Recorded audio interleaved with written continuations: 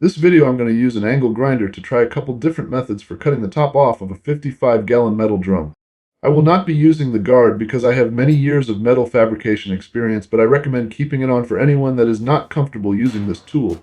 First, I'm going to use a grinding wheel to grind down the metal holding the top on, and then I will try using a cut-off wheel, which is really thin compared to the grinding wheel.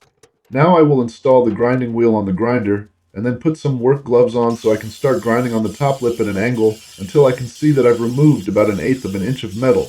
Then I will take my hard rubber mallet and pound down on the top to see if it will separate from the metal that is wrapped around the drum lip.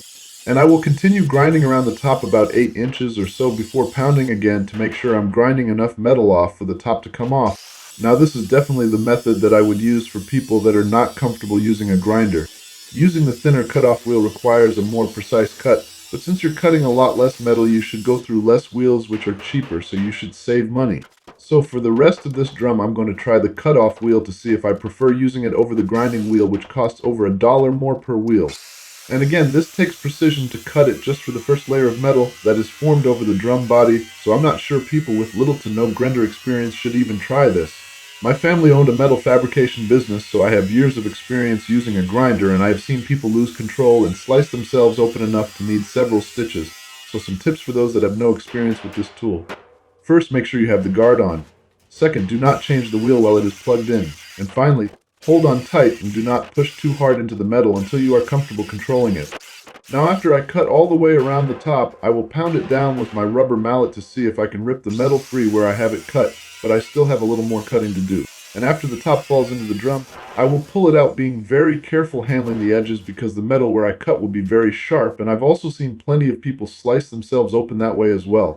Then the last thing I will do is use a flap disc or flapper wheel to sand down around the top of the drum where I cut the metal.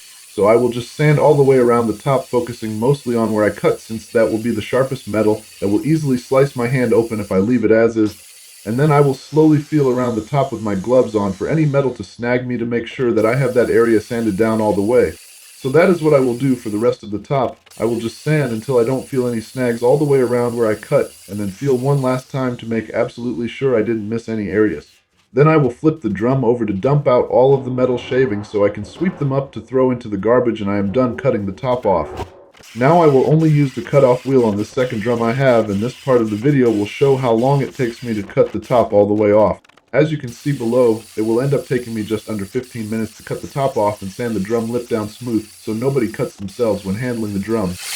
Hopefully this video has helped, and feel free to ask any questions that you still may have in the comments. Thank you for watching, and please like and subscribe for more quick and on-point videos.